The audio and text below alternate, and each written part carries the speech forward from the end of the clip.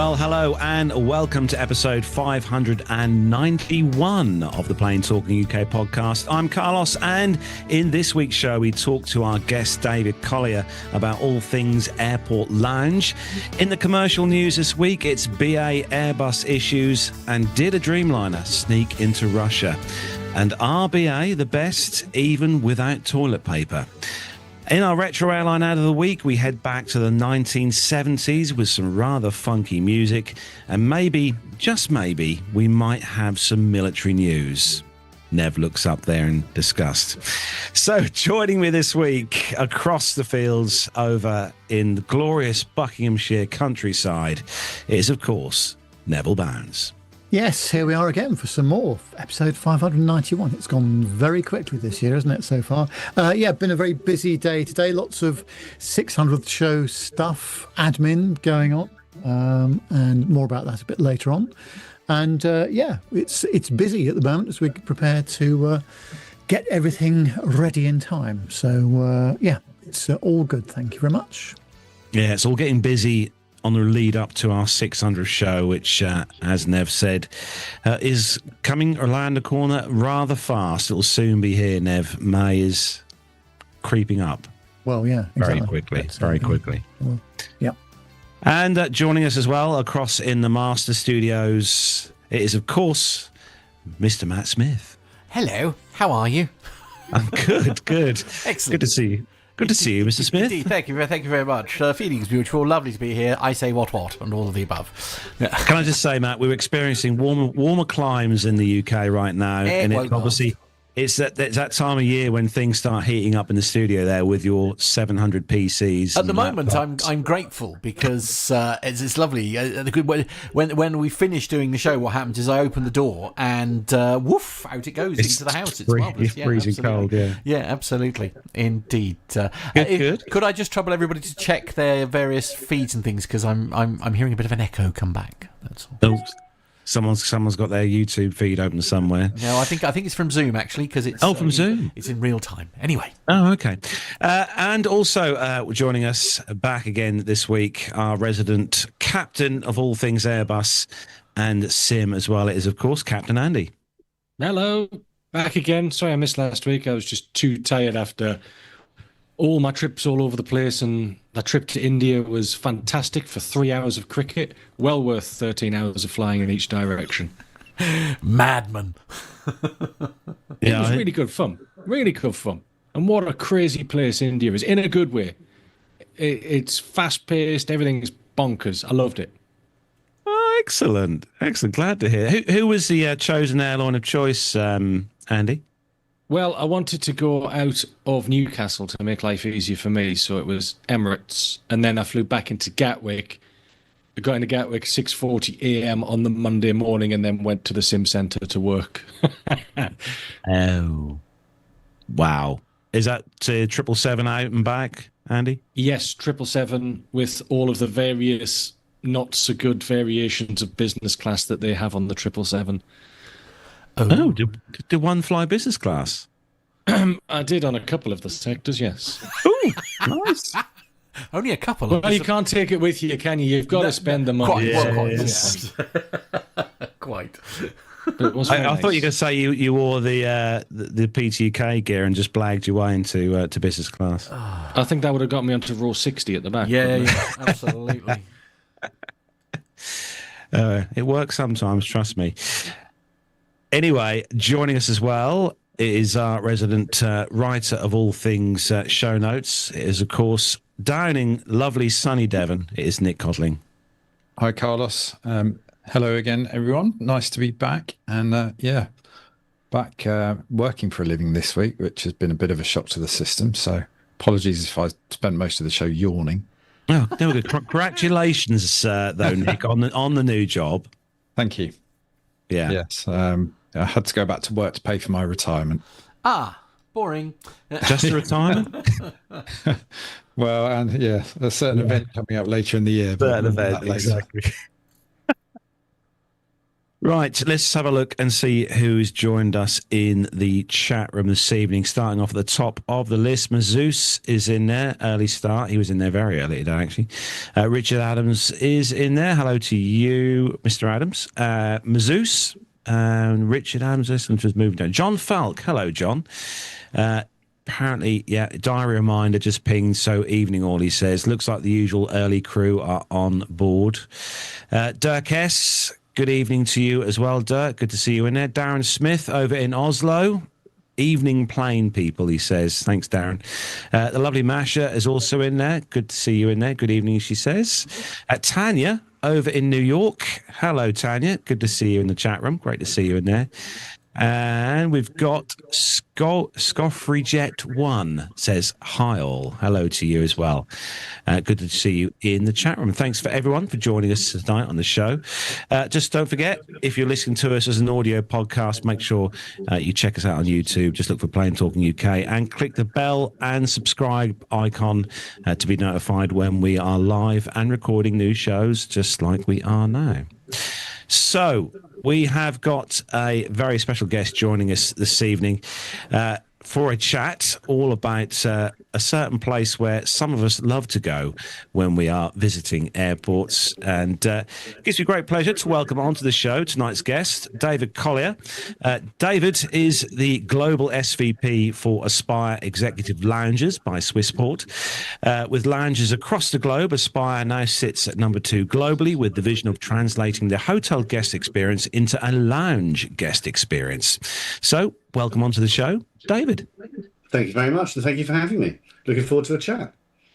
So I suppose you start things off, David, I suppose, if, well, your background. Where did things kind of start with you? Is there an aviation passion there or a love or?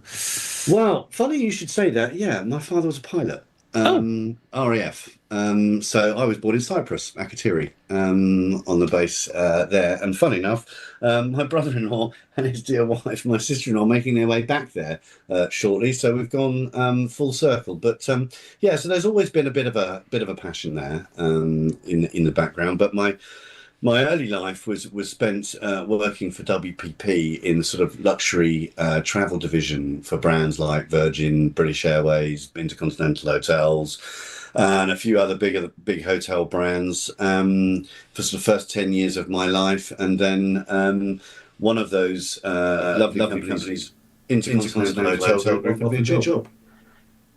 And then from there, I joined various different sort of luxury retail groups, I would call them, teaching them all about guest experience and how important that is to us all, even more so nowadays. And translating, guest experience into preference, and preference drives profit, as I like to say. We all like to go somewhere that we like, and if we're happy, we tend to spend more money. And then eventually along came the call from Swissport to say, we're looking at this lounge sector. We think it's got significant opportunity. We think it's growing very quickly. We'd like somebody with a hospitality background. Could you come and have a look and see what you think? And here I am. 3 years in. 3 years in, and still on the job. Yeah, it feels like I started yesterday, to be honest with you, Carlos. The market is moving so quickly and growing so fast that we're constantly innovating, and that's challenging, but also very exciting. So with your job, David, do you have to travel a fair bit to the lounges in and around the obviously, because you've got lounges globally in the US and Europe and the UK. So do you have to go visit these regularly, or is it Yeah, well, worldwide, from every continent, 6 regions, from Tokyo to Toronto, and from Morocco to, well, gosh, Incheon, and everywhere in between. But unlike Andy, I spend 13 hours on a plane for a 3-hour meeting and 13 hours back in economy. I don't have the pleasure of watching cricket, although I'd absolutely love to do that. It sounds amazing. But yeah, I travelled extensively. I fly every week. I got in last night late from Verona. We've just opened there. But yeah, I was in Barbados first week of January, from there to Panama, from Panama to Miami, from Miami back to the UK. So it's constant, and I would say I'm pretty frequent flyer. as they go. Wow. So, question for you, David. One of the questions we've got here. The Aspire Lounges, obviously, you've got them located here at the UK, Gatwick, Heathrow, Luton, and Manchester, I think it is. Slightly, no, we don't. There's a bit of confusion in the market. So you've got Heathrow and Gatwick are Club Aspire, which are owned by our sister company, Airport Dimensions. But pretty much everywhere else is core Aspire. So we are joint partners in number one lounges, which operate out of Heathrow and Gatwick. But Aspire is pretty much everywhere else in the UK. And Andy may have been lucky to visit our lounge in Newcastle if he threw Emirates out, which is a very special lounge. That was our 3-tier prototype, a world first, that we built in Newcastle a couple of years ago, which has changed the market significantly. I've visited that lounge many times before, and I've been there many times after the refit as well. It's far better. It's fabulous space.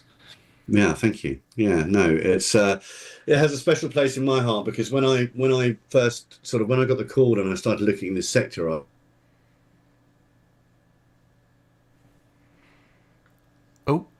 Oh, okay. may have lost us. Yeah, I'm still here. You guys are still... Oh, where is it? Sorry. Sorry about that, David. You froze for some reason there for a brief second. Still there. Okay, so just where is it? 12 minutes past 7. And where's going to be best to sort of pick up from, Carlos? Well, you're talking about the Newcastle lounge and why it's got a special place for you. Yeah. So start there was probably the thing. So yeah, pick it up from there. Okay, that's okay. Well, the Newcastle lounge has a special place in my heart, because it was where our sort of world first 3-tier journey started. When I first started looking in this sector, I realized very quickly that, unlike the hotel world, there was no sort of guest segmentation. There was no, if you think about a hotel, there was no classic room, deluxe room, or suite, depending on the demographic, stay occasion, budget, etc. And so I started doing some research and some insight, and talked to hundreds of thousands of guests, airline partners, airports, etc. And they said, well, actually, yeah, we think we're seeing a real change in attitudes and behaviours and wants and needs from guests from a lounge perspective across all the key access segments. And so we decided that we would launch a tiered product, a kind of, if you like, a sort of lifestyle, upscale and luxury segmentation. So depending on your budget, depending on your occasion, and depending on what class you were in the aircraft, you could choose, and it gave airlines the choice as well. We launched that in Newcastle April 2024, I want to say that was, quietly. Just in case it didn't work, but it went incredibly well. And I'm really proud of the team in Newcastle, because 2025 they won a luxury travel award for the best lounge in the UK. I mean, that is some doing when you think of the the international lounges that exist in the UK, and that's down to the hard work and a testament they do, embedding our hospitality strategy. What happened subsequently was that all of the airports, predominantly in the UK first, but then globally, said, that's a really clever idea. We need that in our airport. And now pretty much every airport we exist in, all 106 locations around the world currently and growing, have adopted this 3-tier strategy. And it's a bit like a menu. When we first designed it, we thought that, like an aircraft cabin, you'd either turn left or turn right. But what actually airports have come back and said, well, actually, depending on the terminal and the carrier and where they're flying from, we'll have, and they're called just sort of Aspire and then Lux and Suite. So if you think, the business and first class versions are Lux and Suite. So Birmingham are taking all 3 products, but one at one end of the terminal for Jet 2, and a Lux and a Suite at the other end of the terminal for the likes of Air India, etc., etc. And that sort of menu option has given airports and airlines a new breath of life in terms of not only a commercial revenue stream, but also an increased guest experience and CSAT. And we're seeing our CSATs higher than most airline lounges. Newcastle specifically has one of the highest CSATs globally for a lounge anywhere. So again, very, very proud. And now that strategy is rolling out globally. We've just opened in Copenhagen, which has our suite product in. And we're developing that product everywhere we go. Are you seeing airlines move away from their own lounge products in terms of costs for them to use yours? Yeah, it's a huge emerging trend. If you think that, I think I'm right in saying that pre-COVID British Airways had something like 71 own brand lounges. They now have around 20 plus. And that is purely because either the routes have changed, they don't have the volume, and therefore the cost is it doesn't make business sense, basically. And that's why, I'm proud that British Airways are one of my biggest clients, because we welcome, I think more guests than any other lounge business out there. And the feedback is that we do a great job at doing that.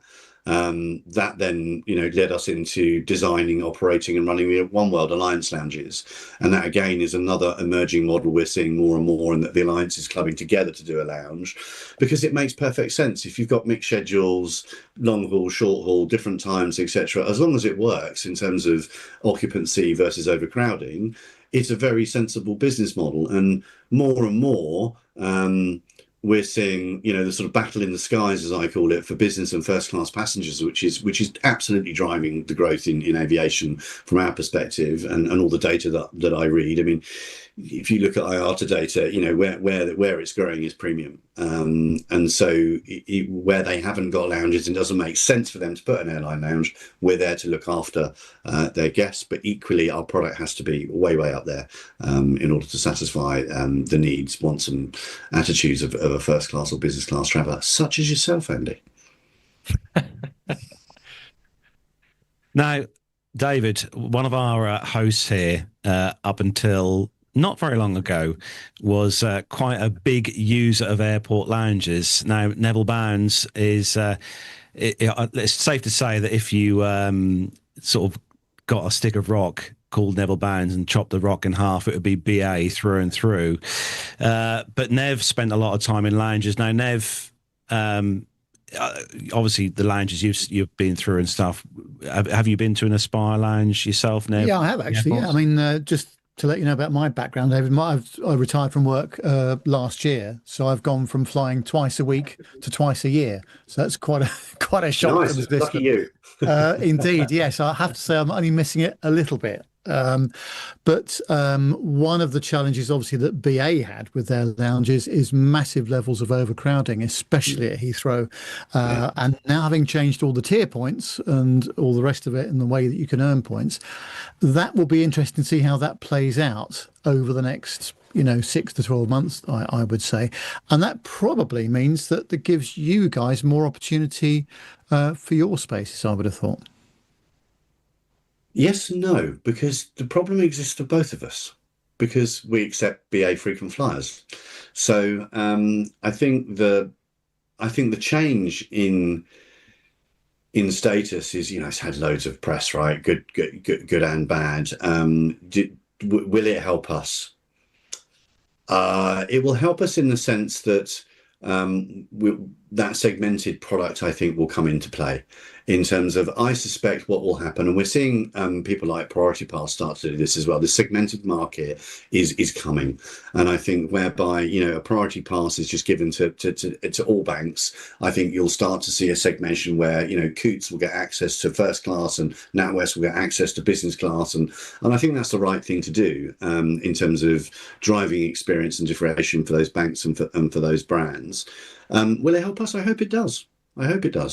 Yeah, I'm interested in the tier idea for the lounge side of things, because how can I put this? Certainly some of the lounges I have been in, not your ones, I have to say, there's been a distinct lack of lounge etiquette, shall we say, and some of it leaves a lot to be desired. And the poor staff that have to deal with some of this stuff, I feel very sorry for them indeed. But actually, I think to have some segmentation like that is a good thing. And the other thing I was going to ask you was, How about negotiating with the airport themselves for the spaces that you want? So many airports, of course, have not really been designed properly from the ground up with this sort of thing in mind. And so many airports, I mean, Heathrow being a classic example, probably of an airport just been added onto and onto all the time. Whereas somewhere like Istanbul or Copenhagen, as you mentioned earlier, that's just an incredible experience. How difficult is it to negotiate with the airports for the spaces that you want to provide?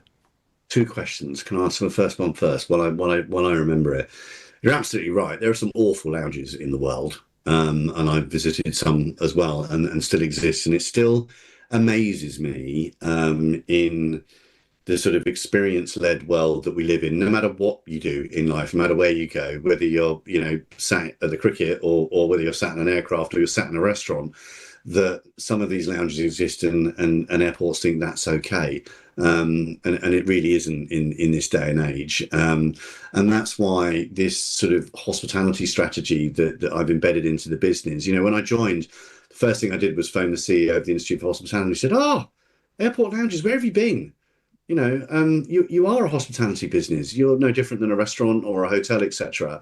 And that's a whole nother thing that I could talk about for hours in terms of embedding that service culture, casting, not interviewing staff when they join, and making sure that they have a service mentality. Service, I believe, and I tell my teams, is 50% of what we do. You can have great food and beverage. You can have a great designed lounge. You can have the best view. But if your food and beverage isn't on par, they're not coming back. And that's a problem for you and the airport and the airline commercially.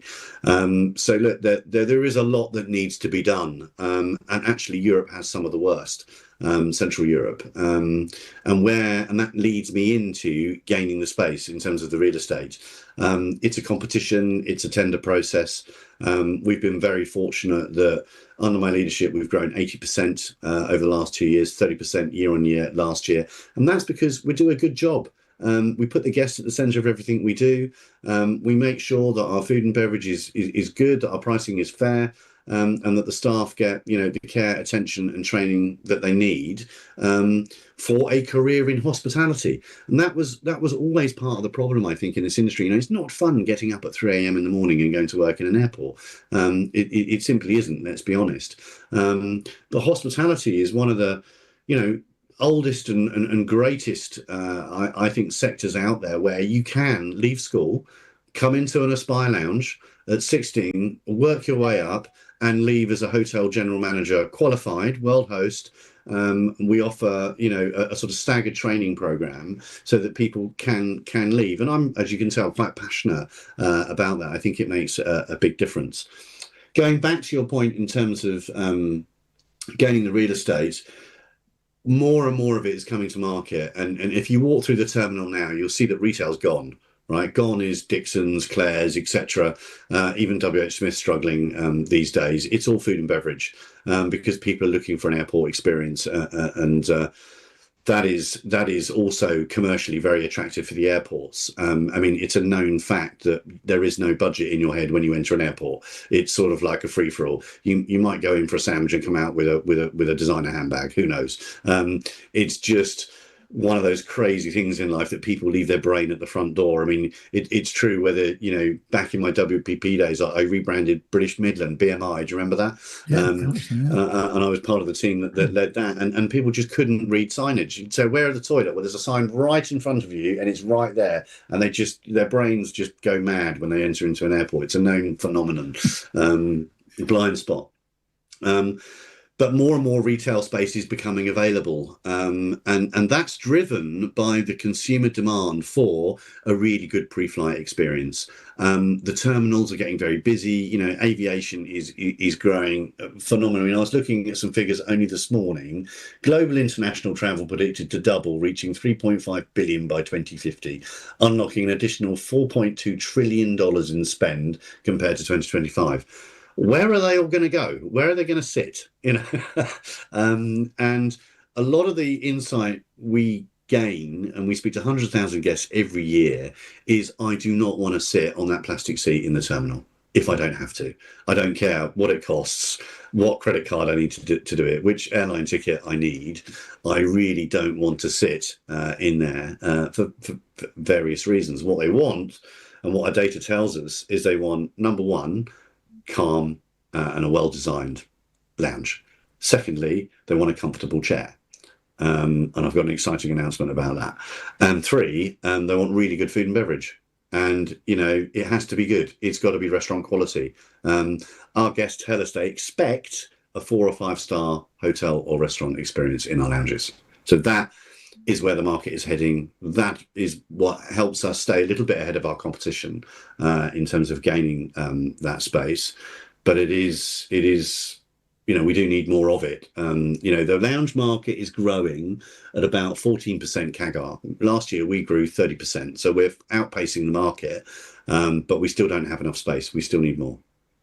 Yeah, fascinating. And so often, you know, we say on this program so many times on the show that the easy bit is doing 660 mile an hour through the air to your destination. The difficult bit is at the airport, whether that's security or lounge or all the things you just mentioned. So that pre-flight experience, as you were saying, is absolutely vital, isn't it? And the other thing we're seeing, you know, we've actually had to introduce a 4th tier now called Privé, which is basically FBO without the jet. We've opened that in Geneva and are opening it in Tel Aviv and a couple of other locations to be confirmed.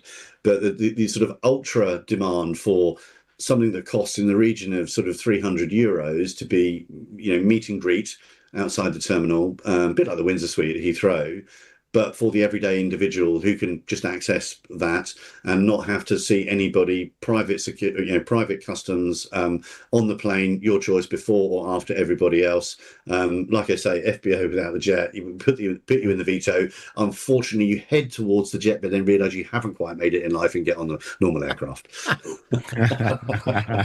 They had a place like that in Manchester just before the pandemic. They did, Arthur. Yeah, Ether, I think it's called. Sorry, I mispronounced it. But yeah, and it's great. It's a great product. You know, it's got great food and beverage. Yeah, one I'm quite jealous of. It's a nice experience.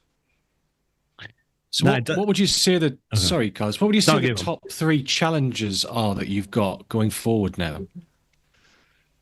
Top 3 challenges. That's a very interesting one. To Neville's point, is gaining the space. That is the space. A tough one, which I've been sort of mulling over this week, is emerging markets. So looking at our growth strategy and look at emerging. If I just take Latin America, for example, huge growth. However, they don't really understand the commerciality of how lounges work. It's a 10-year lease on average. You'll invest millions of euros developing that lounge, not just in the actual capex to build it, but also the staff, the advertising, the marketing, everything, the technology, everything that goes into it. And in that region, they sort of offer you the same contract they'd offer WH Smith, a sort of 5-year lease contract, which I can't make work as a business case. So that's the real challenge, educating those emerging markets where a lot of the growth will come from. And when I say growth, I mean passenger numbers year on year. We're seeing, you know, huge predictions in terms of numbers. Countries like Costa Rica, El Salvador, Brazil, etc. It's really getting them to sort of partner with us rather than saying, well, here's a contract, can you sign it? And okay, well, actually, it's a partnership. It's a concession-based model. And it's not cheap to take that space in the airport. That's my second, probably biggest challenge. My third challenge is ensuring consistency globally. You know, that is something that frequent flyers, I hadn't realized how many anoraks there are in the world, such as the likes of you guys, right? And now me, I class myself in that, who, you know, I was only saying to somebody this morning, you know, how important consistency is. I was interviewing for a head of lounges in one of our regions. And he was saying, well, but surely they're all different in each different region. No, kind of 80% consistency or brand standard, if you like. Think of I don't know, a Crown Plaza or a Hilton or a Marriott hotel, you know what you're going to get, right? You're going to get a branded experience. But if you're in one in New York and one in Tokyo, they are going to be slightly different, probably about 20-30% in terms of sense of place, as we call it. And then you've got cultural, food and beverage, alcohol, non-alcohol, vegetarian, pork, you've got lots of different variations, but driving that consistency is really important. I had a complaint from a customer recently who flew from Australia, Perth, which has a first class a la carte experience, to Liverpool, our old lounge in Liverpool, which doesn't. It's a buffet. And she wrote me a lovely letter saying, how can this possibly be? How can you allow this? It should all be consistent. And she's right. And so just as you'd expect a consistent branded experience from any high street retailer, restaurant, hotel, we need to be the same. And that's a challenge globally. I had a question asked of me today from Matt Dillon. He's asked a question, David, whether you can answer this. With the delays, we're talking about delays and stuff and the kind of things that security and passport control at airports. Obviously, airports are getting busier. The delays at security are getting more and more. And obviously border control. Obviously, people want to try and maximise their time in the lounges. Is there anything that you can do as a provider to try and improve or speed up that process, or is it purely just down to the airports themselves? Yeah, I mean, we're powerless, really. We are at the beck and call of the airports, systems, speed, etc. I mean, my personal experience is they are getting faster. The new X-ray machines are making a big difference. But one security issue, and you've had it, and that's really no good for us, right? Because we're refunding everybody that's booked. I think the only thing that does make it is if you pre-book. And this is another challenge, actually, a fourth challenge, if I'm allowed one, Andy. You wouldn't rock up at an airport without a booking for a flight or a car hire. You wouldn't rock up to a hotel without making a booking, but pretty much 94% of people rock up to a lounge without a booking. It's phenomenal. My mind boggles why, and then they get upset when we're full. And I think somebody alluded to it earlier. Overcrowding is a thing, right? So occupancy. We've developed a technology called Smart Lounge, whereby we can use camera technology to count in and out, because you check in but you don't check out. So again, innovation and tech in our world is a big thing to ensure that we reach capacity, and that's it. I'm sorry, we're full. So if you haven't booked, that can be a real issue.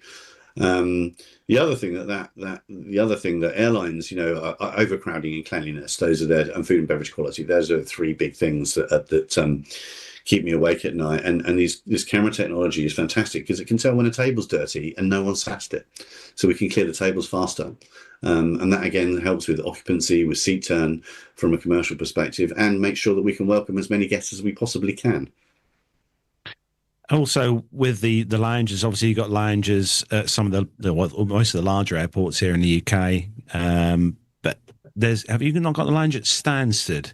Is that purely down to space? They haven't got the space, or is that not something that? Yeah, no, we'd love to be in Stansted, but no, they just don't have the space. We usually have to wait for terminal expansion, or they might make a commercial decision and say, do you know what, we're going to get rid of Dixon's and we're going to make a lounge. We're seeing more and more of that in Europe, where space is being made available that's been converted from something else. I mean, I'm amazed some airports I walk around and the amount of wasted space that is sort of back of house office space that's in the terminal. And you think, what are you doing? You could have that off-site. You could have it, airside. You could have it anywhere. But I think now we see a lot of, sovereign wealth funds, a lot of private equity getting into airport ownership, and they're looking at as they should do in terms of real estate from a yield perspective. What am I getting per square foot here? Just as a shopping mall brand would do, and that's the right way, I think, for airports to be looking at this space. Also, David, with a lot of our listeners being based in the US, because we do, I think the US are probably our first or second biggest downloader of the show. Is there any plans to open more lounges in the US Yeah, 100%. I mean, obviously, I'm not going to tell you where. Yeah. It's because it's competitive. But yes, actively looking at primary and secondary airports all over the US, Canada, Latin America. That whole region, again, is a strategic market of interest. It's a very different market. You've got high competition with the banks and the credit cards, obviously, the likes of Amex and Suriname, and we do operate a lounge on Amex's behalf, but some of those lounges are just incredible. I think, if you look at the top 10 lounges in the world, I would say more than 50% of them are in the US. And their budgets are astronomical, but very different model. They're building lounges to reward customers who are perhaps, spending hundreds of thousands of dollars on their credit cards. So I think that's the challenge in the US, but really high demand from a premium seat load perspective. So both in and out, inbound and outbound of the US. So yeah, we will be coming to an airport near you in the US very soon. It's worth pointing out as well, David. I think that the lounges themselves that you've got are not just for the business and first class passengers only. The lounges that you've got are open to anyone to pay, to book and pay and use before. Yeah, I mean, airlines make up under half of our volume globally. So we take most frequent flyer programs. We take Dragon Pass, Priority Pass. I think we're Priority Pass's second largest customer globally. We have wholesale relationships with travel agents, and the most interesting segment to me, which is the direct segment, people booking direct, because just like booking a hotel direct, you get best price guarantee. You get delay cover, which not a lot of people realize, which I think is really valuable. And that means that if your flight is delayed for any reason, you can stay in the lounge. Again, going back to that overcrowding thing, it's usually a 3-hour window lounge duration. But what we offer if you book direct is a cover that you can stay as long as you need to until your flight departs. Free refund, rebookable 24 hours beforehand. So just like hotel chains that reward their customers for booking direct, we do the same. That's a very small percentage of our market, but one we're keen to grow. No, that's important, and also I think that the value as well. I mean, I've looked, obviously checked out the various prices of lounge access with Aspire and that, and for me, like you said earlier, I'd rather sit somewhere quiet, comfortable, and be able to have something nice to eat and not queue up and wait ages and ages and ages for food. And I think the price that the lounges are, I think, is value for money. I think they are anyway, for what you get, and obviously for the time you can be in there. I think it's the value equation, as we call it. We see a lot of, we have a sort of, concourse price index that we look at, and the price of, sitting in a Weatherspoons or sitting in an airport restaurant now. I mean, even Ramsay's at it now, right? I mean, it's going up and up and up and up. So what we try and do is look at the value equation and say, okay, if I was buying, a meal, a few drinks, etc., what would that cost? And then what's the delta on top in terms of a private, calm space? And all the amenities that we provide, and we like to think that's priced accordingly. Yeah, it's good. Nev? Yeah, just a couple of questions from the chat room, or some statements, in fact. Tanya was saying she tries to pre-book if I can, even if there's an extra fee. So that obviously helps with occupancy and things like that. And she likes the idea of the fact that if your flight is delayed, you can pay extra to cover that and spend more time in the lounge. She likes the idea of that. Neville, if they book direct, it's free. It's included in the price. Brilliant. Yeah. That's even better. Yeah, sorry, I misunderstood. Yeah, that's fantastic. Yeah. And John Falk says, do you try and have the same food options across similar types of lounges, presumably from a cultural point of view, I would imagine that? Yeah, it's a very good question. And again, something we spend a lot of time talking about. The lady from Australia question, yes, they expect it consistent. And there's two ways you look at it. Believe it or not, we have some lounges that didn't used to serve breakfast. So there's a brand standard in terms of breakfast, lunch, and dinner. There's brand standard in terms of, there is hot, there's cold, there's bakery, there's this, that, and the other. So there's a category sort of consistency. But then also in terms of, our culinary strategy, that there is definitely, and I'm not saying too much because it isn't launched yet, a step change that we're going to bring to the market in terms of understanding what you should and shouldn't eat before you fly. What is good if you want to go to sleep, what is if you want to stay awake, and equally what our guests are asking us for, which is actually a much more balanced menu. And we've spent a lot of time, nearly 2 years now, talking to guests and developing and refining and testing and developing and refining to get to a point where we're pretty confident we'll have the best lounge food in the world. And as a request, Milan, Malpensa, Terminal 2, please start having a look for a lounge space there. I would love to be in Milan. I mean, Italy has got it right. They're really cottoned on. And, we're looking all over Italy. We opened in Verona this week. We've opened in Venice. We're hoping to do another one in Venice. The Italians get it. It might have something to do with their culture in terms of food and beverage. I'm not sure, but I'm pretty sure I'm right. And delivering, they've got a massive premium market in terms of tourism that they need to look after, both long haul and inbound European as well. And they get it. But there are lots of companies out there in countries I've already mentioned and probably shouldn't that just get away with it. Yeah, I think that's okay. I think that's fine. Yeah, that'll do. But people vote with their feet. I've experienced, because I travel a lot for work. I've got a Dragon Pass Premier card, so I can just go everywhere. And the quality difference between Aspire lounges and other providers is phenomenal. Like you said, you walk in, there's the curled up cheese sandwich that's been there for 5 hours, and that's about it. Andy, that's one of the nicest things that anyone's ever said to me. Thank you very much. My pleasure. I'm going to have a T-shirt made with that on it. Yeah. And wear it to every interview. Andy says. Global leader now, Andy. Actually, Darren Smith in the chat room, David, says Iberia Lounge, apparently, in T4 Madrid, is a cattle market, always packed and hot. I've got to be really careful here, guys, but he's not wrong. Yeah. And you know what? Yeah. It's a huge, vast, cavernous space. Just give me half. That's all I want. Yeah. There you heard, Just yeah. share. Do you know what, in all seriousness, our local airport, David, here at Norwich Airport, you may have heard of Norwich Airport. What, London Norwich? What we like to refer to as London Norwich Airport.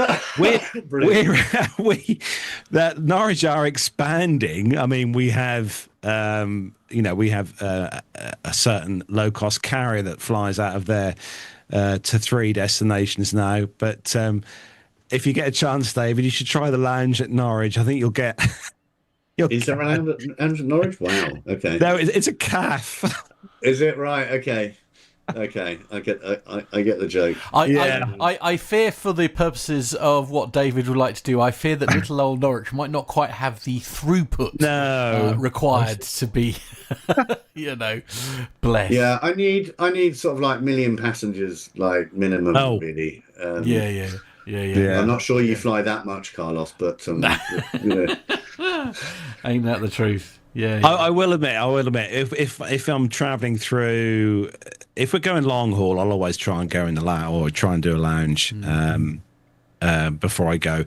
And to be fair, a lot of times if we're traveling, back to Malta, I'll just say it, it's only a 3-hour flight. But if we're flying from Heathrow like we did do last year, we went in the lounge, paid for access to go in the lounge just because it was just nice to have that kind of thing. And it is important, like you said, it's important, I think, for the customer to have that flexibility to, if they want to pay, a few pounds, go in the lounge, a quiet, peaceful place, have some food, have some nice drink. You haven't got all the hassle of, dare I say it, kids screaming and stuff. Controversial. But yeah. But no, it's important. It's definitely important. So, yeah. Agreed. I think it's always lovely when I get out of an airport and I get into a cab to the hotel, and the driver will always answer, "What do you do there, mate? Are you here on business?" And I'll say, "Oh, I'm in lounge." Oh, and I had this in Liverpool recently and Manchester and a few others. Oh, yeah, I love the lounge. It's where my holiday starts. It's where my holiday begins. And I always think it's a lovely. And I always tell the team that. And we see 25% increase in leisure customers in the lounge year on year. So more leisure customers using it, paying themselves, coming into the lounge. And then low cost, we've seen a massive increase in low cost carrier usage of the lounge. We call them the economy VIP. And a lot of them you talk to used to fly business. But post-COVID, because of the hikes in yield and dare I say it, some of the questionable OTPs that exist around the UK, they'll be going to their weekend home, their palace in Malta for the weekend, to make sure the staff have been paid and the lawn's been mowed. They every half an hour counts, every hour that they're delayed. It's important to them. So we see a lot of low cost people flying low cost. Frequencies, timings, low cost make their money by keeping their planes in the airs, right? And yeah, both of them, we see a lot. We've just opened 11 lounges in Morocco, or in the process of, one after the other, opening them up. And, a lot of that business is coming through low cost carriers. Amazing. So we're going to wrap up the chat with you, David, but I'm going to ask you one last thing before we finish, and you might be able to answer, you might not be able to answer, but yourself, do you have a favourite lounge that one of your lounges that you love to go to? Is there one lounge that you absolutely love, or are they all just fantastic? Any of mine, because I know they're better than anybody else, according to Andy. There you are. You got any particular country, though? Yeah. Any country, though? I was going to say, any particular country you love to go to as for lounges? Obviously, Europe. It's probably going to be one in Europe, I expect, because there's. I don't. They're all like children, I don't really have a favourite, and it's always tainted by the size of the airport. I would say Amsterdam, but Schiphol's just too damn big to get from one side to the other. And if I'm ever going to miss a flight, it's going to be in Schiphol. But no, I don't think I can put one child above the other. I think they're all good. I mean, Newcastle will always play a special place in my heart, but we have some very exciting new openings in the UK coming, and that's all I'm saying, and that will probably be my favourite. Love that. There we go. Love that. Right, David, it has been lovely to have you on the show tonight, and thank you very much for joining us to talk about the amazing lounges. And before we let you go, David, have you got some links so people can find out more about the lounges and yourself? Yeah, executivelounges.com. Go and have a look. Everything is there for you to find. You can find about our delay cover. I think some of your listeners are interested in that, and the benefits of booking direct. And thanks again for listeners for listening to me rabble on about lounges. Excellent. Well, thanks again, David, for joining us on behalf of the team. Very interesting indeed. And have a good trip tomorrow. Have a safe journey. Enjoy yourself. And thanks for coming on the show, David. Thank you. My pleasure. See you again. Travel well. Thank you. Right, it's time to move on to the commercial news segment on the show.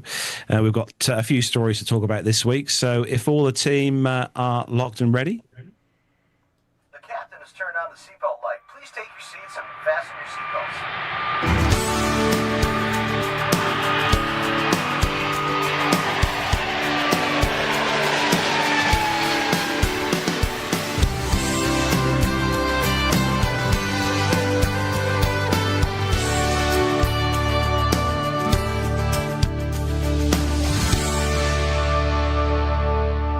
Well, the first story is on Aviation A to Z.com, and it says that British Airways A350 pilots continue Las Vegas to London despite emergency. BA 274 from Las Vegas to Heathrow experienced an in-flight technical concern over the North Atlantic. The Airbus A350-1000 was cruising at 39,000 feet when ACARS data referenced a message regarding a fire switch, prompting a descent before the aircraft later climbed back to cruising altitude.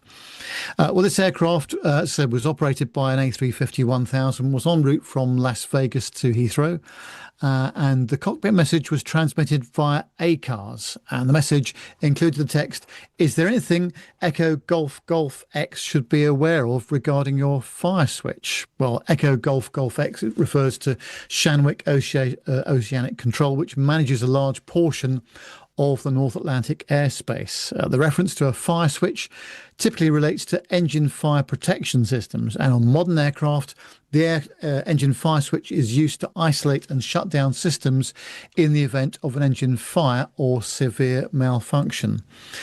Flight tracking data shows the aircraft descended from 39,000 feet to approximately 22,000 feet over 30 minutes, averaging about 500 feet per minute. And after stabilising at the lower altitude, the aircraft climbed back to 39,000 feet within about 15 minutes at an average climb rate of about 1,000 feet per minute. Such altitude changes can indicate troubleshooting procedures, systems checks, or precautionary measures taken by the flight crew. A controlled descent allows pilots to manage engine performance, monitor system parameters, and remain within safe operating limits if thrust capability is reduced. Unconfirmed radio discussions suggest that the crew may have experienced an engine-related issue and subsequently managed to restart it. In commercial aviation, engine shutdowns in flight are rare, but are addressed through established checklists and procedures. If an engine is shut down as a precaution, the crews assess performance, fuel burn, and diversion options. Modern twin-engine aircraft, such as the Airbus A350, are certified to operate safely on one engine if required. However, crews continuously evaluate whether to divert to the nearest suitable airport. Halifax in Nova Scotia is commonly used as a diversion point for transatlantic flights, and whilst there was speculation about a potential diversion, the aircraft ultimately returned to cruising altitude, indicating that the situation was assessed as stable. The aircraft involved registered Golf X-Ray Whiskey Bravo Romeo. It was the Airbus A350 concerned. And at the time of the altitude changes, the flight was approximately 4 hours into its journey, cruising at a ground speed of approximately 499 knots. Request to return to flight level 390 suggested the crew sought to maintain operational flexibility after regaining normal performance parameters, and maintaining cruising altitude can help optimize fuel efficiency and keep diversion options open as the aircraft progresses eastbound. There were also references to a previous incident involving BA 274 when a wheel was reportedly lost after takeoff on an earlier rotation, if you get the pun. There is no confirmed link between that event and the in-flight engine-related concern on this sector. However, BA has not publicly confirmed the specific nature of the technical issue. However, the flight's continued operation at cruise altitude indicates that standard safety protocols were followed and that the aircraft remained within certified performance limits. So all was well. Yeah, Andy, our resident Airbus man. It's a bit of a non-story, really. Interesting. I think there's been a bit lost in translation in it somewhere. When a cockpit message was transmitted via ACARS, the message included, "Is there anything Shanwick should be aware of regarding your fire switch?" I think that was a message to the aircraft. I've had fire switch issues before, where it's eliminated in flight or part of it's eliminated in flight and nothing's happened. This could be, I mean, if the fire switch had malfunctioned, what it does is it cuts fuel hydraulics, the IDG, which is the integrated drive generator, it chops everything from the engine. So if they started the descent at 22,000 feet gradually, maybe it was just cautiously, just in case they did lose the engine, single engine, they wouldn't be able to maintain 39,000 feet. That's not possible. It's too high up. But then maybe they resolved the problem and thought, we've got plenty of fuel, we can climb back up now, no problem.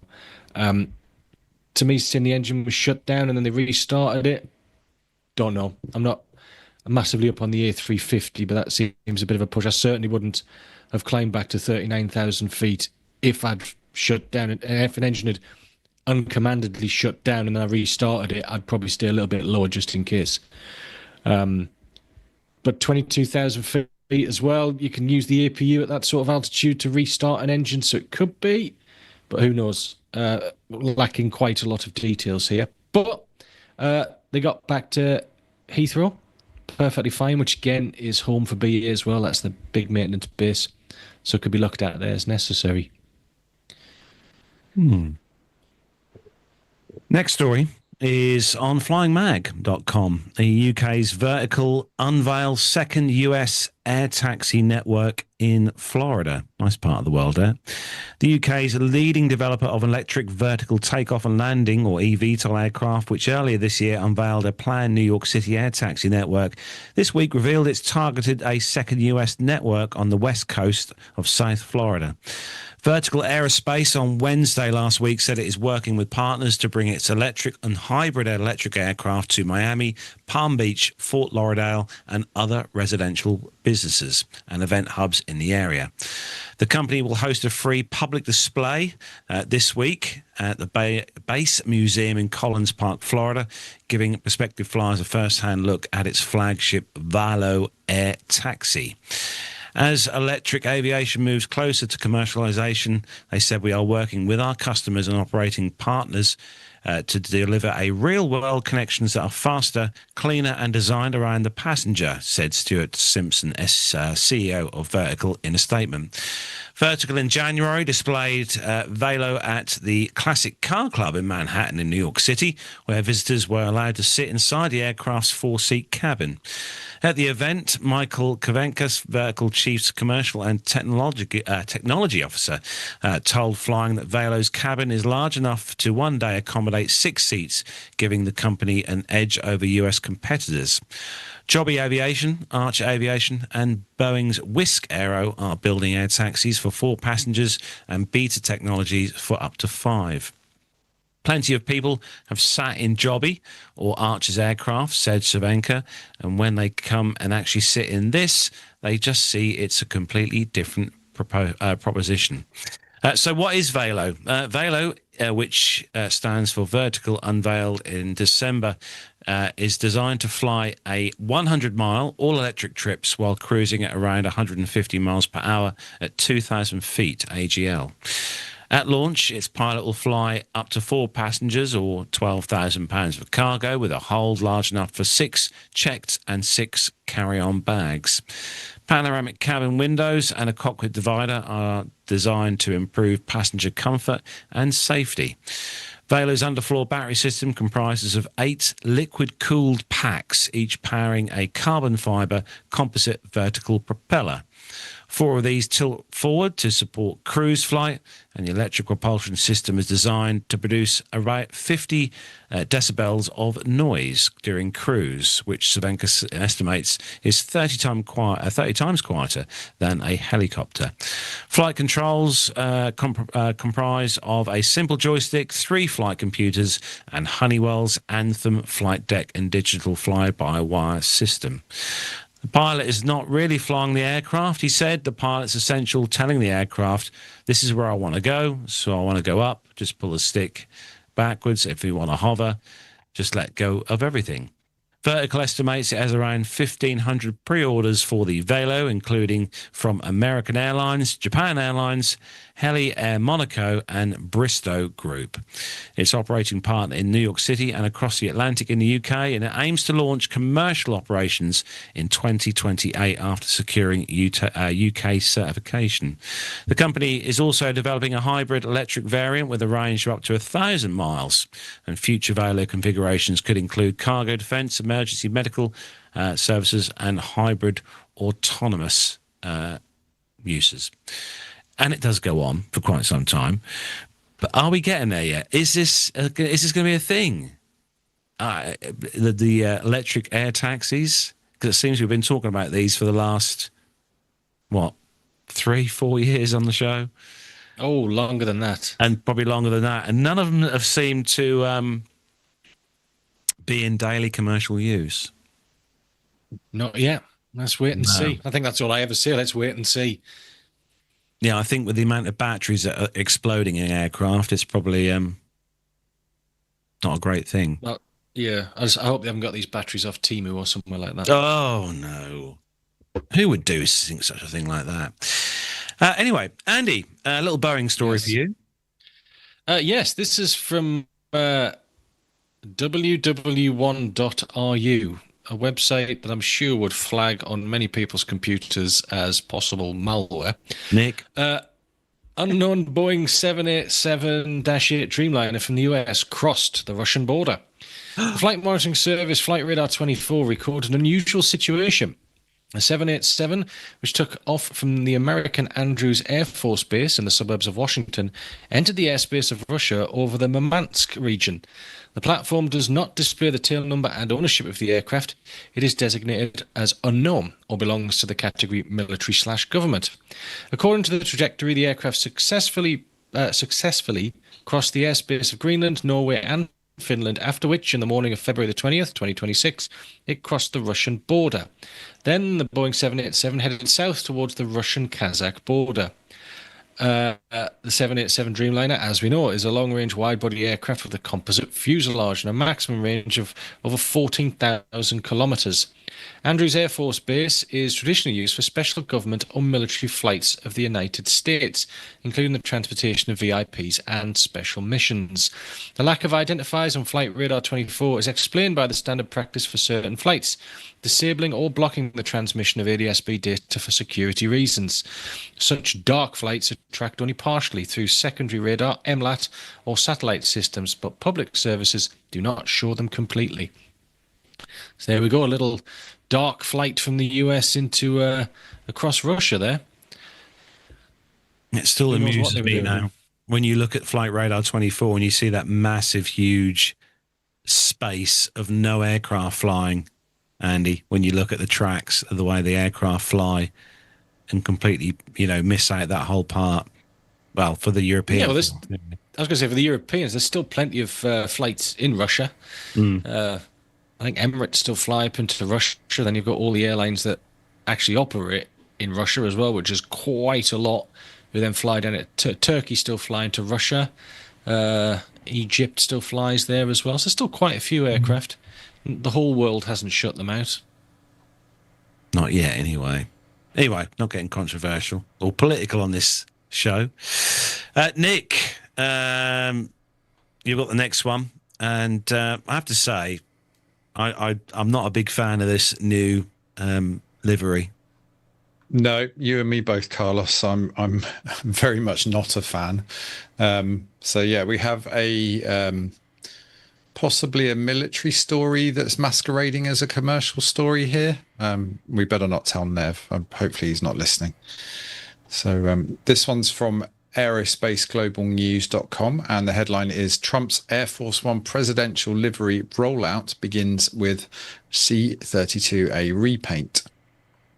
First unveiled by President Trump back in 2019, it would appear that the rollout of the new US presidential livery is finally underway. A C-32A has been spotted sporting a revised colour scheme featuring the red, white and navy blue livery first unveiled by the president during his first term in office.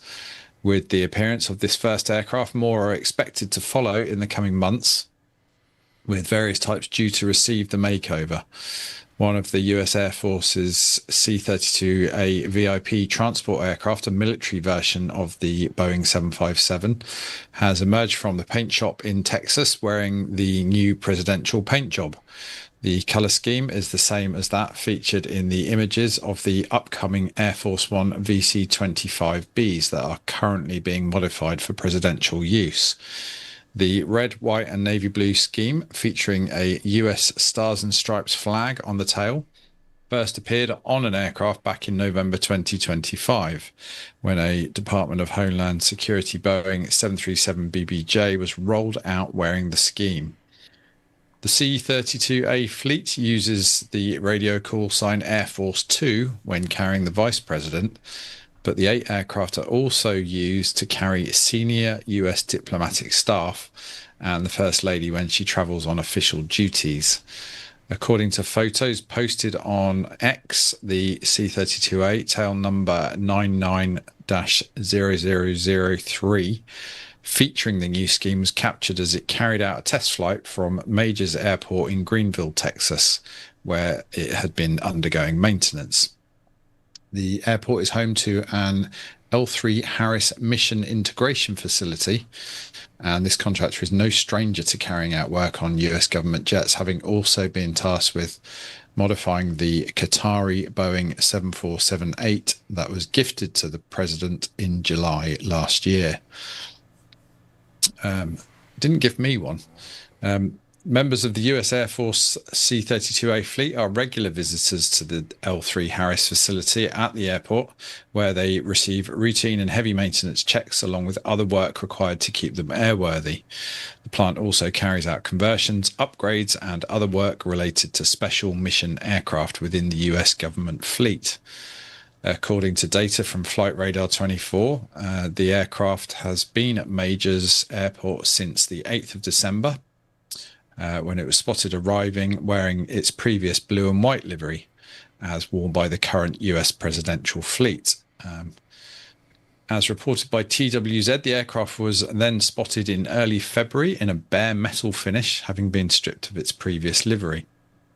As displayed by the C-32A at Greenville, as well as DHS 737 BBJ unveiled last year. The new paint scheme features a white upper fuselage with the lower fuselage in navy blue. The two colours are separated by a horizontal red and gold cheat line that stretch the whole length of the fuselage from nose to tail. The all-white tail features a billowing US flag, while a small US Air Force logo appears on the rear fuselage. Large United States of America titles appear in block capitals along the upper mid-fuselage above the window line.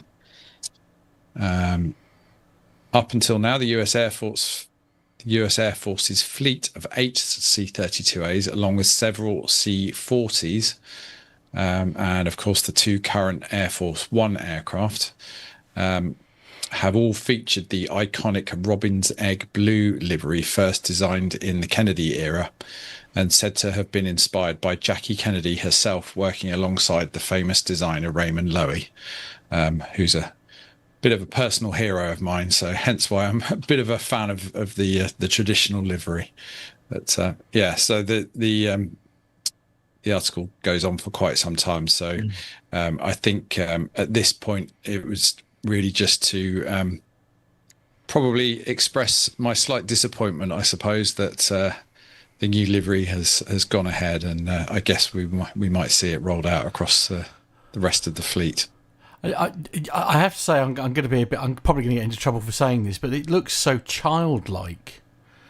It's just like the most. It's just way too. Sometimes less is more, and these things are often way too complicated and stuff like that. It just looks really simple, like And I think also, it's sort of a bit garish to my mind. I think the original one is a very kind of, it's very understated and very classy. Whereas I think the new one just kind of lacks a bit of finesse, I guess. Yeah. Well, let's not get political, eh? I wouldn't dream of it. No. No, I don't That was know. perfectly described there, Nick. For the liveries, yes. Yes, absolutely. It does remind me of the final TWA livery before they went bankrupt. Very similar to that. And also there's a very old UK airline, Inter-European Airways. Reminds me of that as well, a little bit. But yeah, it's not very original. The current It's livery one of is them. beautiful. It was fine before. Just leave it. Yeah. But anyway, yeah. Well, I'm sure, like it is here as well. And again, he says wanting to not be political or anything really. But I mean, the designing and repainting of this aircraft won't have been cheap. With the best will in the world, An aircraft even just painting it is extremely expensive.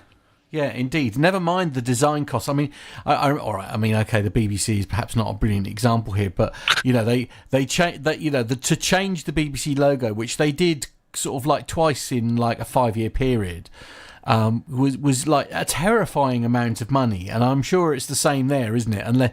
Unless it really was somebody sat there with their crayons at their desk, sort of drawing up the new livery, it will have almost certainly have cost a significant amount of money for the designs alone. Never mind the painting costs, and as you say, it just looks. Well, Tanya sort of suggested it looks a bit tacky. I'm inclined to agree with her. But anyway, those are my opinions, obviously, and not those of the podcast. Our government's aircraft is that a 330? It's a 330, isn't it? Airbus. Yep. Yeah. Even that looks better. Okay, moving on. Right, this next one comes to us from Matt, and it's a BA story. Yes, and Nev, I'm going to be looking to you for comment on this one, if that's okay. It's our old friend, the paddle your I just own. read the headline. Yeah. It's paddle your own canoe, which is where we seem to go for an alarming amount of our aviation-based stories these days. And the headline is: Why do some British Airways passengers defend the airline even when there's no toilet paper? Despite its downward trajectory in the lists of the world's best airlines, British Airways continues to attract an army of ardent supporters who are willing to defend the carrier for even the most egregious of failures, or in this case, not being able to provide the most basic of services to passengers. Yes, I'm talking about what everybody does, but few want to talk about: going to the toilet. A few days ago, one unhappy British Airways passenger shared their recent experience of flying with the flag carrier from Hong Kong to London Heathrow, one of BA's longest routes, clocking in at 9,648 kilometres and with a flight time of around 14 hours. Suffice to say, at some point during the ultra-long haul marathon like this, it's expected that passengers will need to go to the bathroom, and what should they expect inside? Well, this is British Airways, not Emirates, so a spa-like experience is out of the question, but at the very least, it wouldn't be too much to ask for some toilet paper, towels, or even tissues, right? Not so in this case. Going by the username of Critical Lemon 7003, the passenger explained what she found. 4+ hours of flight, and washrooms looked like nobody bothered to clean up the entire flight. Sticky floor, no toilet paper, no tissues, and an overflowing bin. Having spent thousands on a business class ticket, a clean, well-stocked toilet shouldn't be in doubt. In this case, the passenger provided receipts in the form of 4 photos showing the lack of said basic toilet supplies. And the mess continued in the gallery, which she said was full of spills and bits of garbage, which seemed to be standard these days. Yet somehow there were BA loyalists willing to jump on to the airline's defence, with one directing their outrage at the passenger rather than the airline. Typical BA moan: how do you know it wasn't overly used by the person in front of you? You can't expect the staff in check-in staff to check in between every single person using the loo, the commentator wrote. Another person wrote: so tired of people coming on Reddit and moaning instead of just asking someone who works there to help.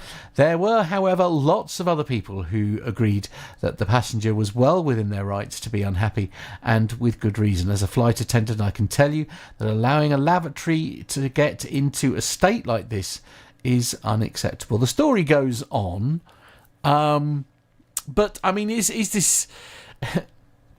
I mean, she's talking about a lot of things which has sort of surprised me. Like the loo thing, I sort of is not pleasant and stuff. I mean, we've all been to festivals. It's perhaps that's the thing. Should we be willing to accept levels of standards like that? What you would find at a festival. We're always the first to run down Ryanair, but I have to say I don't think I've ever been, on a Ryanair flight where they've run out of loo paper.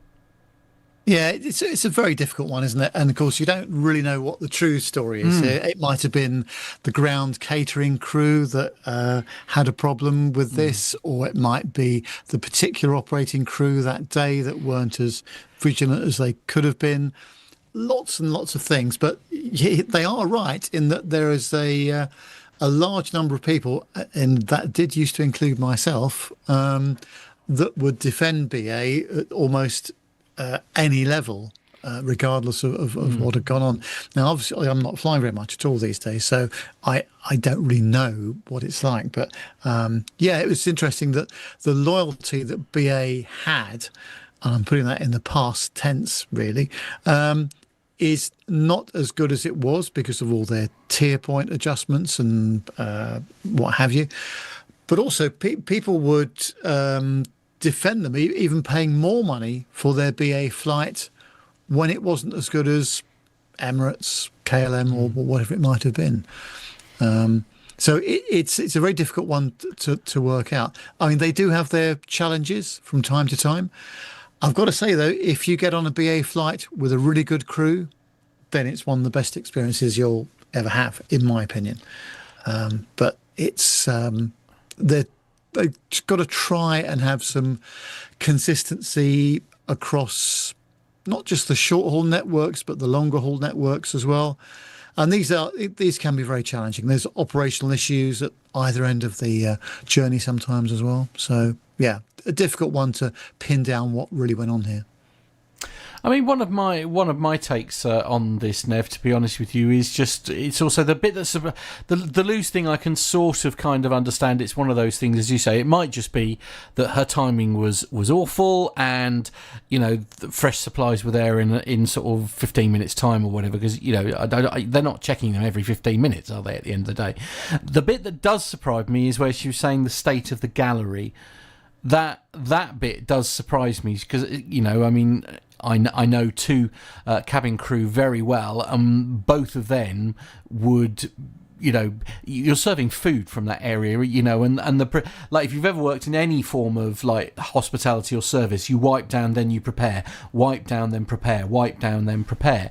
And cabin crew, I know, are sort of more or less taught in exactly the same way to do that, and that's the bit that surprises me, which is why I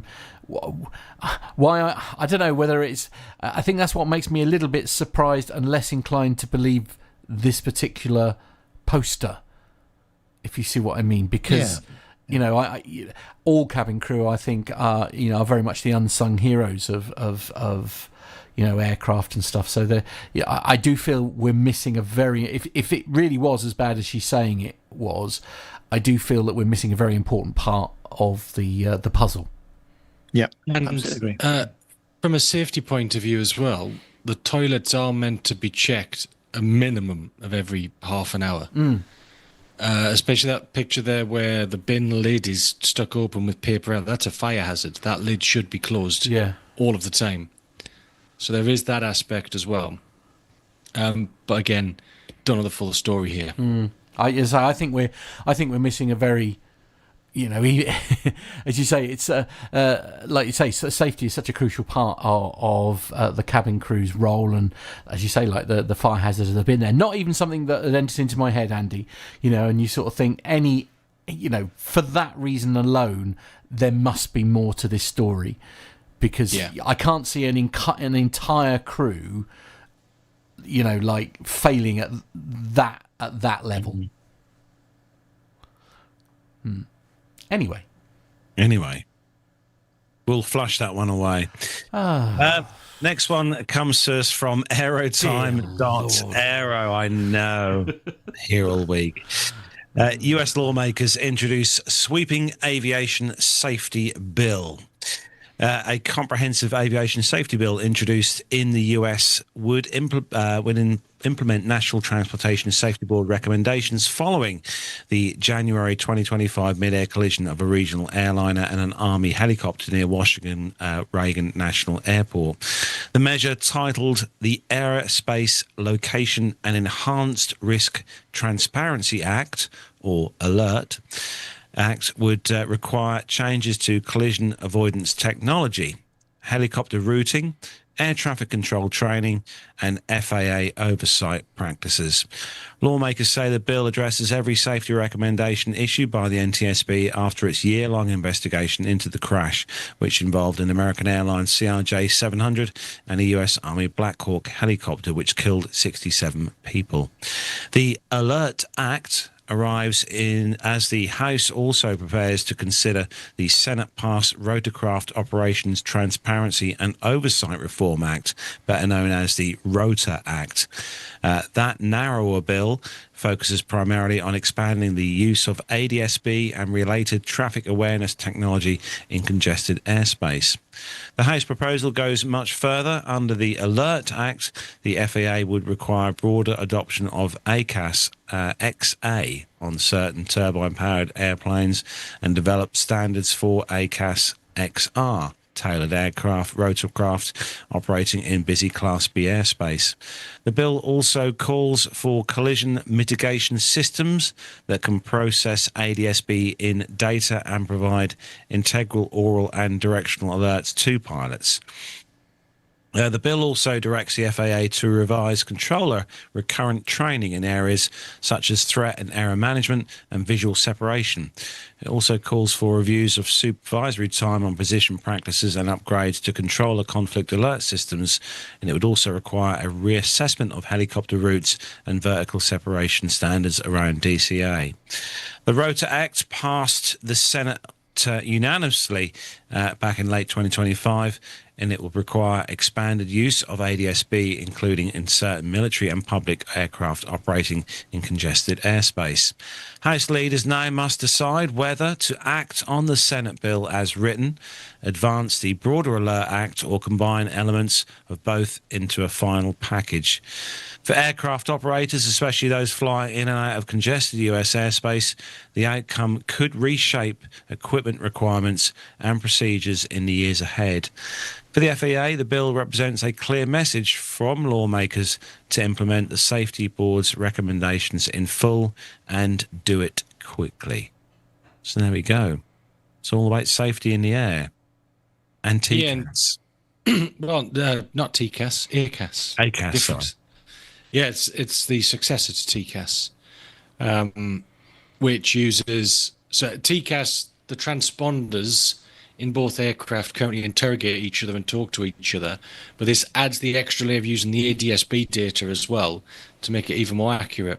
And in testing, I think it's around 20% more accurate. And the XA is aircraft, XR for rotary. That's the difference between the two. Yeah, interesting. And I think it's going to be mandated in the coming years that new aircraft need to be fitted with this newer version on delivery, and I'm sure older airframes will have to be retrofitted as well. It's sad that it takes horrible accidents like this for these developments, which have been in development for quite some time, to be really pushed hard. Yeah, it took something like that to change the rules, but unfortunately, it always does seem to be the case. I think, yeah, it does take something like an accident to change these rules. Andy, you've got the next story. Yes. Vance Air Force. What, are we going back to Air Force One again? Well, yeah, this is from airlive.net, and the headline is Fake. Vance Air Force One draws explicit patterns over US airspace on tracking website. Aviation enthusiasts and flight trackers were met with a bizarre sight past week when a Boeing VC-25 Alpha, better known by its call sign Air Force One or Vance One, appeared to be performing highly coordinated suggestive maneuvers over the United States. The Phantom aircraft appeared on ADS-B Exchange, a popular flight tracking site used by hobbyists.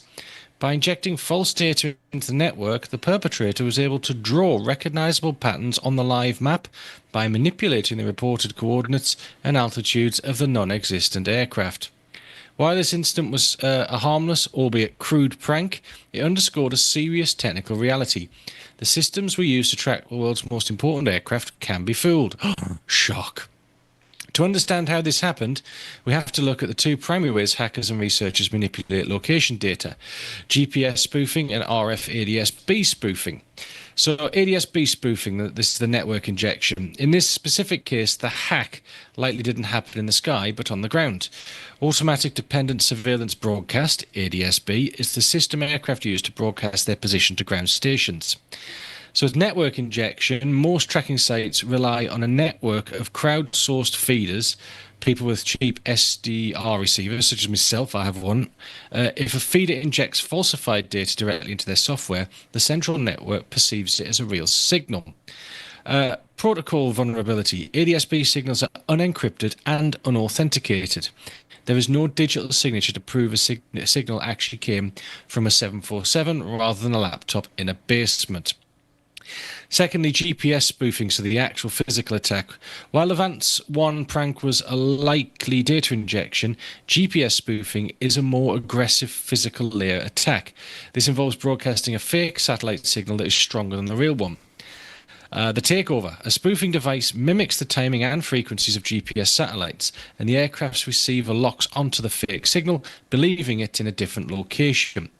The danger with this is that unlike network injection, which only fools people watching a website, GPS spoofing can fool the actual pilots and navigation systems on a real aircraft, potentially leading them off course. Now, ADSB Exchange and similar platforms have historically resisted filtering data, preferring to show exactly what the receivers pick up, the good, the bad, and the fake.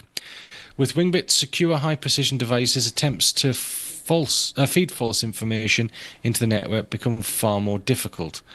And while the Air Force has not officially commented on the Vance 1 course tracking, the event serves a reminder that our skies become more digital, the potential for electric graffiti grows.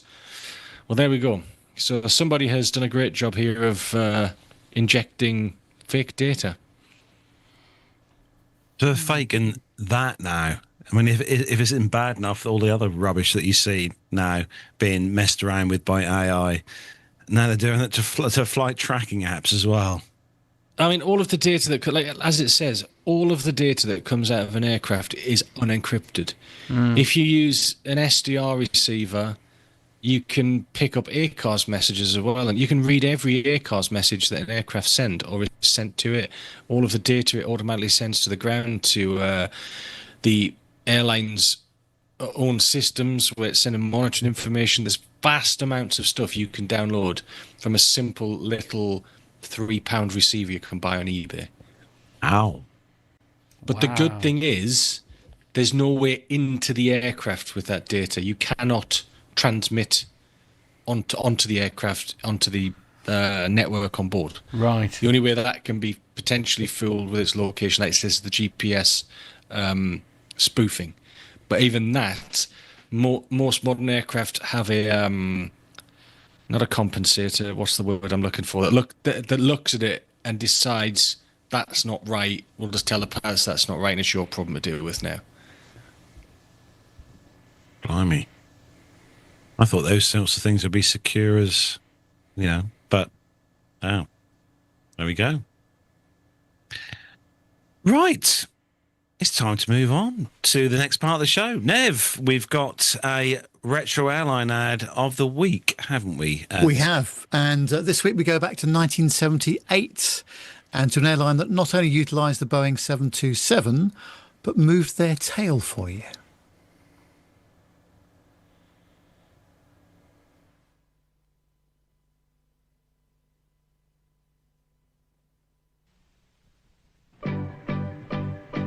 To make you happy, we're out to make you pleased. You're flying Continental, your flights will be a breeze. We'll help to make you happy, we'll skip to prove it's true. On Continental Airlines, we move our tail for you. We really move our tail for you. To make your every wish come true. On Continental Airlines, we really move our tail for you. Fly with us to Chicago on Continental Airlines.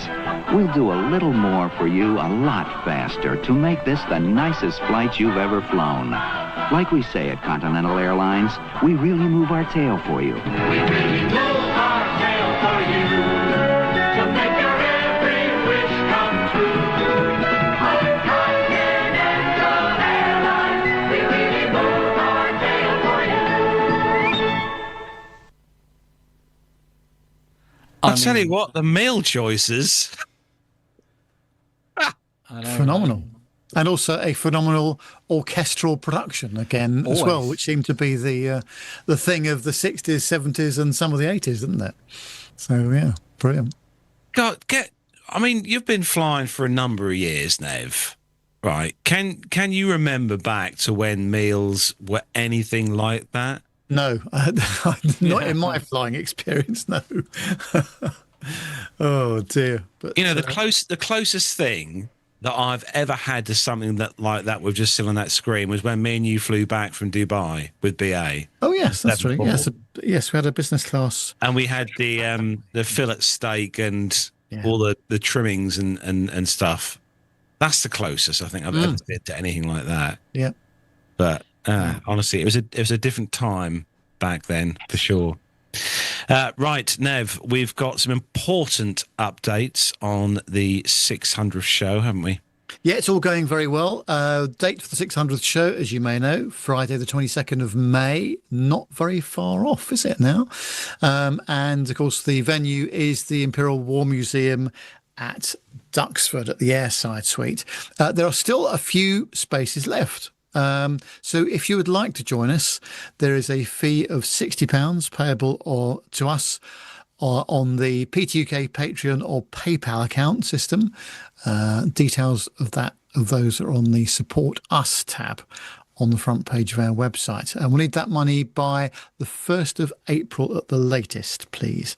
That also includes admission to the museum for at least an hour, maybe a bit longer, hopefully. And there's free dedicated on-site parking as well for those that are travelling by car. During the day, there'll be tea, coffee breaks with cookies, fresh fruit, and a buffet lunch included in the entry price. Plenty of reasonably priced accommodation still local to Duxford and Whittlesford and Sawston actually as well. Those are two villages close by. So I would suggest you book early if you're planning to stay. And we're staying, most of us are staying at the B&B Hotel Cambridge South, formerly known as the Duxford Hotel Cambridge South, which is just 3 minutes drive from the Imperial War Museum. Also, Whittlesford Station is right next to the hotel with easy access to London's Liverpool Street Station, and check-in is available from 3 p.m. I'll be sending out details of the exact timings of the whole thing in the next, well, probably 6 weeks or so, something like that. Dinner venue in the evening is the Red Lion pub, which is directly opposite the hotel. They also have rooms available if you want to stay there. Dinner is a pay-for-yourself thing, and you'll have to pre-order your food. Most people have done that, by the way. Thank you very much indeed for sending your choices in. But we will need the info by the 30th of April at the latest. I'm off up to Duxford on Wednesday of next week, actually, going just to have a chat with the venue and also the Red Lion as well, just to make sure that everything is on track. So if you would like to join us, as I say, still a few places left. You can send your request to podcast@planetalkinguk.com and we'll send you a confirmation email after we have received your payment. Now, a bit of news that's just happened today. Unfortunately, sadly, Scott Bateman will not be able to join us for our 600th show. He's involved in a new project with his airline, and he's going to be involved in training and all sorts of things, and it's something that he can't get out of, which is very unfortunate for us. But fortunate for him because it means he's got a new situation to deal with. So I'm very unfortunate Scott won't be able to join us. However, Alan White will be joining us. He'll be telling us about his flying career as well as his varied work on the fixed wing assets for the Irish Coast Guard. And you'll see a picture of him hopefully here in the front of the company's Super King Air aircraft, and I think that will make a very interesting talk. We'll also be having an aviation historian join us, who is an expert guide from the IWM themselves, to tell us about the history of Duxford, and I think that's going to be very interesting, especially for those who haven't been to the museum before. We've also got a couple of other guests lined up as well, hopefully, so we'll have more details about that in the coming weeks. So a packed programme of folks. There'll also be a quiz for those of those who are attending the event, and I'd like to thank John Falk very much for agreeing to provide us with some excellent prizes as well. So that's all to look forward to. 22nd of May, not long to go now. No, it will soon be here. So make sure you get your emails in. And on the note of emails, I have sent out last week, sent the menu choices out to you. If you've not got that email, do let us know. Send us an email. I will send that off to you if you've not received it. But we've had quite a few responses, haven't we, Nev, with choices for food, which I will say, Nev, look very nice, the menu for the evening. So, yeah, looking forward to that. It's going to be a very, very nice day indeed. So, excellent. Can't believe it. It's just around the corner. It's literally we're nearly into March already. Yep. So, we're going to start to wrap up the show. Social media links for the show. Do you want to do it, Nev? Yes, why not? Yeah, Facebook, Twitter, X these days, Instagram or LinkedIn. Just search those platforms for Plain Talking UK. Email us at the show, podcast@plaintalkinguk.com, and the WhatsApp number, +44 7446 975 214. Many people have already subscribed to our YouTube channel. Just click the like button if you would be so kind. That helps us with the viewing figures and the algorithms and all the rest of it. You'll get notifications when we go live, and you can help shape the conversation of the show by joining us in the chat room. Just go to youtube.com and search for Plain Talking UK. And as you know, it does take us some money to run the whole show, keep the show on the road. You can assist us if you are able to by donating some money by Patreon or PayPal. There's on our website, plaintalkinguk.com, there's an area called Support Us. Just go to that and you can click links for Patreon and PayPal. There we go. And we have, I've got some good news. Next week, Caption This is coming back. I've got 2 gorgeous little pictures for the next couple of weeks. So Caption This will be back next week. So if you want to be involved in that, make sure you check out our socials on Facebook so you can put your comments on that picture. I'll probably be posting that. I might post it tomorrow. Yeah, I might pop it out there tomorrow. Give you all a chance to comment on that. Also, we've got another guest joining us next week on the show. A very well-known vlogger on YouTube who does a lot of traveling and kind of reviews on airlines is going to be joining us next week. More on that on our socials. We'll be posting that probably over the weekend. So he'll be joining us next week on the show to talk about, well, I think you'll get on well with him, Nev. He's flown BA a few times. Oh, good. My kind of chap. Yeah.